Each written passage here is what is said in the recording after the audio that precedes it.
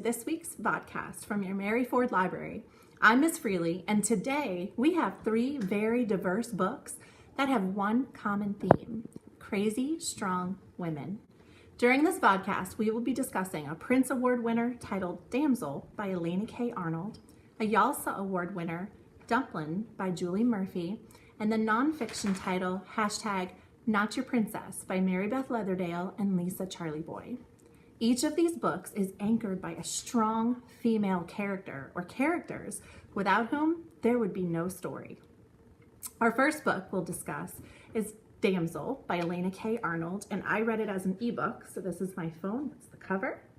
So have you ever been left just a little unsatisfied by your typical fairy tale, when the prince slays the dragon to rescue the princess? Well, this book turns all of that old-fashioned fairy tale stuff completely on its head.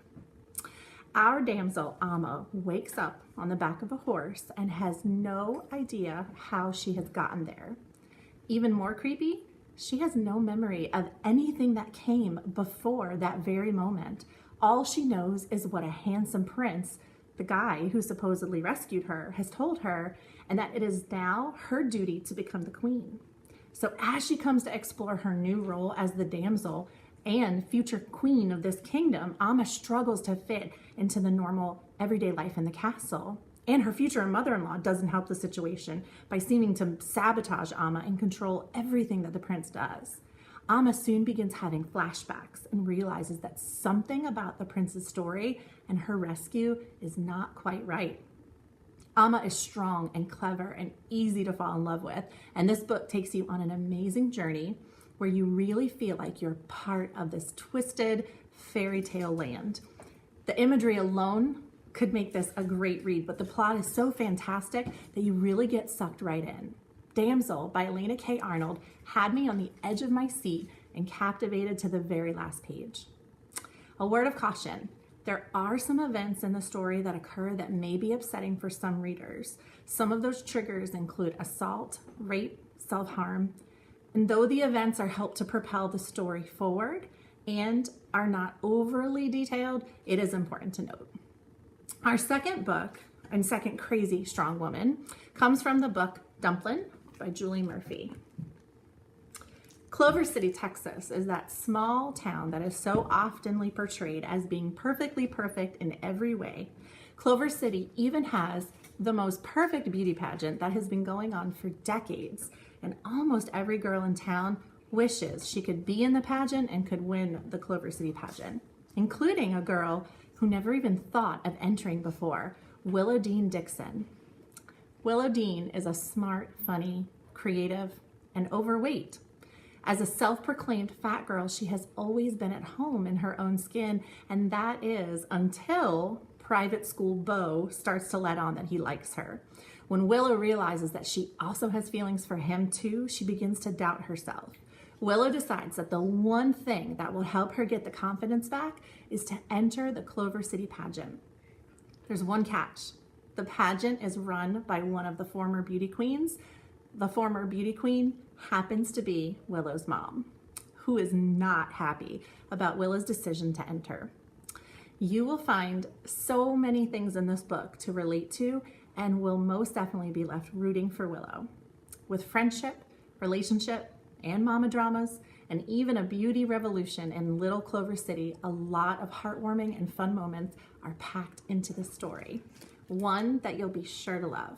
So Dumplin by Julie Murphy will leave you cheering and holding your own head just a little bit higher.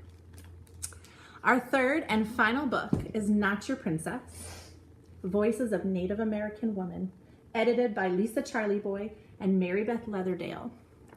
Close your eyes. No, for real, close your eyes. I want you to listen to the following prompt and let your imagination conjure up whatever comes to mind first. You ready? I want you to think of a Native American woman. What does she look like? What does she sound like? What is going on around her? Okay, open your eyes. What came to mind? If you're like the majority of people, you may have pictured a woman in animal skins. Maybe she had a long braids and headdress. And that exact image is what Not Your Princess is fighting against.